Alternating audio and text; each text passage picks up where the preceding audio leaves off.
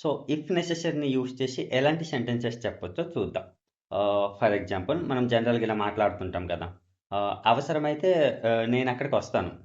అవసరమైతే నేను నీకు డబ్బులు పంపిస్తాను. అవసరమైతే నువ్వొకసారి చెక్ చెయి. సో, ఇలా అవసరమైతే అని మాట్లాడుతూ ఉంటాం గదా!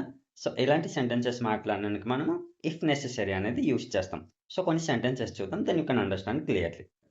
అవసరమైతే నువ్వొకసారి ఇక్కడికి రా. If necessary come here once. అవసరమైతే నేను నీకు డబ్బులు పంపిస్తాను. If necessary I will send money. అవసరమైతే నేను నిన్ను అడుగుతాను. If necessary I will ask you. అవసరమైతే నేను నీకు హెల్ప్ చేస్తాను. If necessary I will help you. అవసరమైతే నేను ఇంగ్లీష్ నేర్చుకుంటాను. If necessary I will learn English. అవసరమైతే నేను హిందీ కూడా నేర్చుకుంటాను. If necessary I will also learn Hindi. అవసరమైతే నేను బెంగుళూరు వెళ్తాను. సో, దీన్ని ఇంగ్లీష్‌లో ఎలా చెప్పొచ్చో కామెంట్ బాక్స్‌లో కామెంట్ చేయండి.